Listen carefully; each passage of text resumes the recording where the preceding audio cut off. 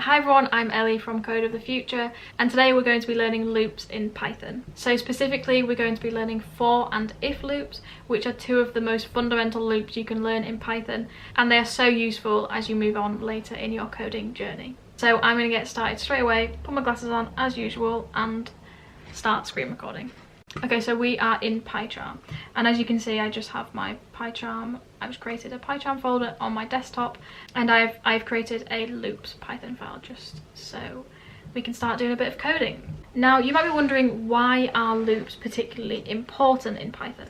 So as the name suggests, loops allow code to loop round a set number of times. So say you've got lots of iterations for something, say you have a really long list, and on this list you want to add 10 to each of the numbers in this list. You could perform very long calculations and do the first one, let's add 10, the second one, let's add 10, the third element, let's add 10. And obviously if you have a list with 1,000 elements, that's going to take you forever. However, loops are perfect because it allows you to write such minimal code, and yet you can create calculations within a split second. So again, like I said, it's perfect for when you want to perform a set number of calculations a specific number of times. So we're going to move on straight to for loops. So we're going to just start with a list, and if you haven't watched my previous video on how lists work, then I just recommend checking that out before you start this video.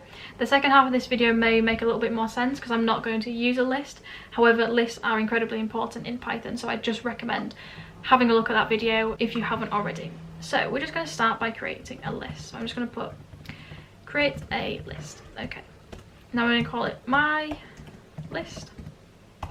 And this list is just going to have, you know, a few random numbers in it.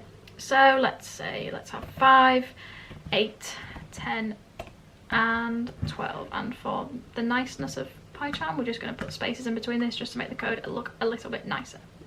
So again, this list can be anything. It could be, like I mentioned in the other video, it could be the number of shoes a person owns. So the first person may own 5 pairs of shoes, the last person may own 12, and the other two own 10 and 8. So let's say for this example, you know, we'll keep with the pairs of shoes. Let's say each of these 4 individuals have been given 5 new pairs of shoes, which means they no longer have this number of shoes. So you might think, well, that's easy, let's just add 5 onto each of this. And obviously for a list like this, that's very simple. We could literally just do that in our head and then create a new list. However, when this list gets bigger and bigger, the amount of times you're going to have to iterate and add 5 onto each of those numbers will get incredibly large, and you will be there forever. So this is where loops come in really handy. For the sake of this video, we're just going to keep our list very small and simple, just so you can grasp the basic concepts of a loop. Okay, so let's just write here, let's add 5 to each element in the list. And obviously that's what we want to do. So what we're going to do is we're going to start by using the for loop. So I'm just going to put here, let's use the for loop. Now, the way this works is we're going to say for. Now notice it's gone orange. That's because it's a loop and Python recognizes that as a loop. So we're going to say for. Now let's say element in my list. There we go. What this is doing is it's saying for every element, so every one of these in my list, obviously this is the list, and then we need to perform an operation. So at the moment that wouldn't do anything if we just run it, and what you'll notice is there is actually a red squiggle underneath. And when it comes to loops, it is vital that you put a colon on the end. Now this is something that you'll just learn how to do when it comes to programming in Python, is you will get used to putting colons at the end of loops. So for element in my list, now what we're going to do is we're going to say, okay, well let's take the element, so 5 to begin with, and we're going to let that equal to element, so the same element, so 5 plus 5.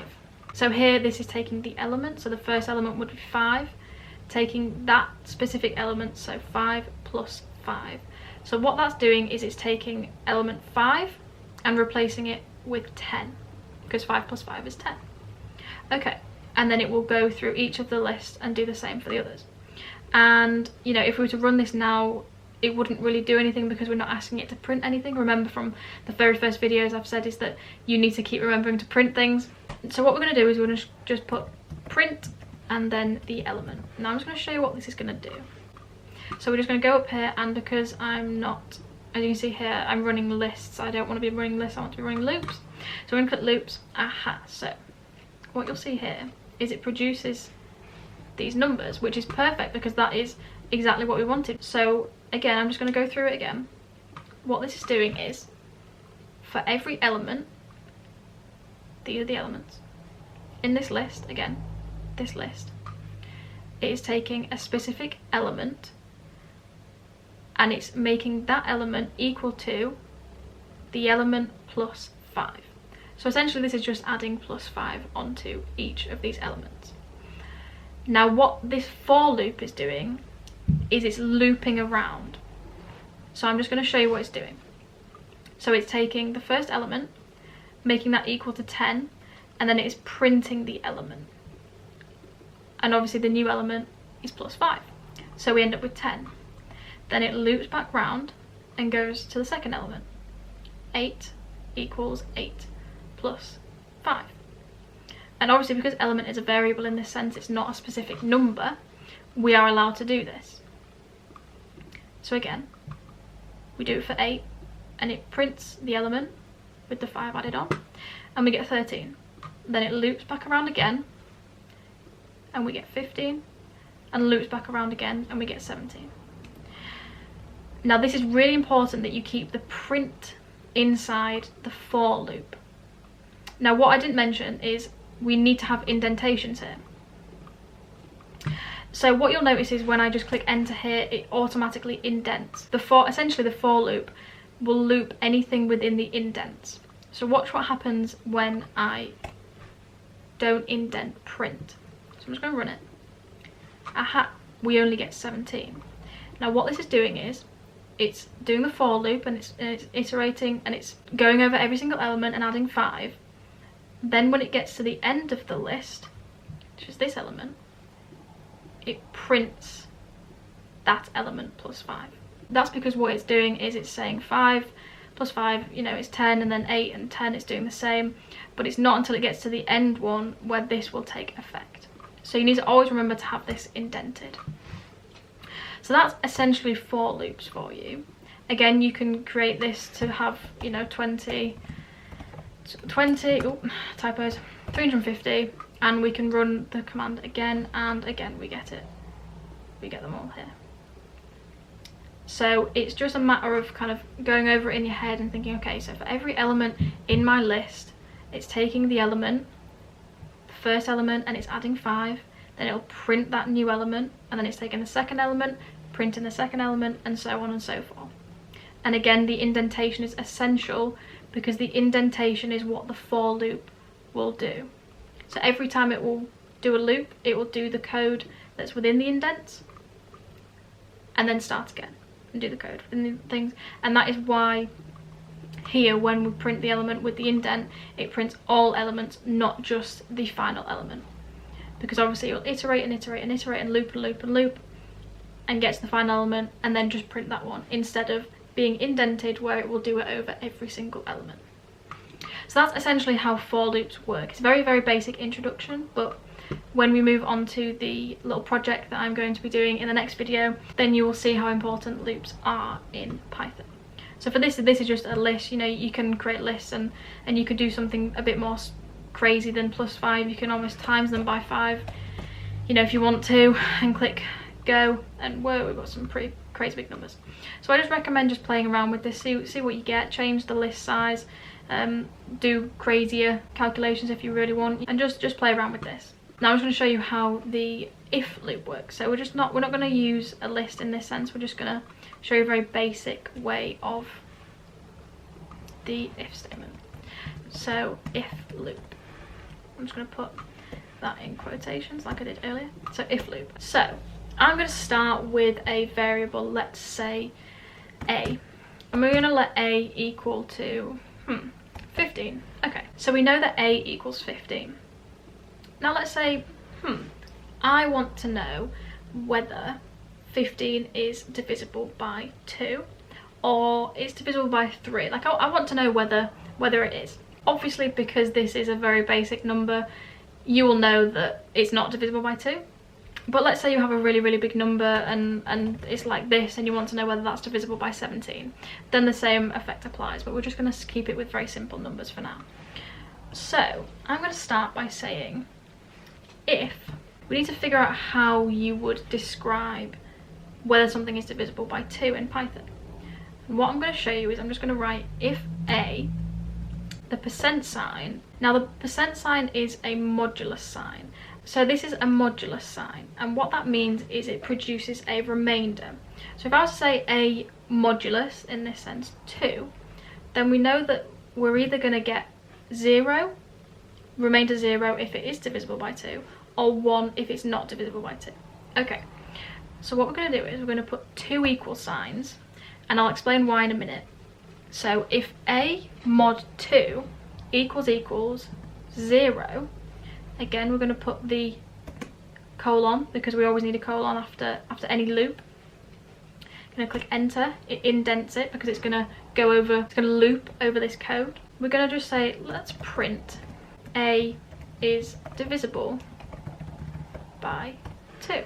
Okay, now what this double equal sign means is if a mod 2 is exactly equal to 0, then we print that a is divisible by 2.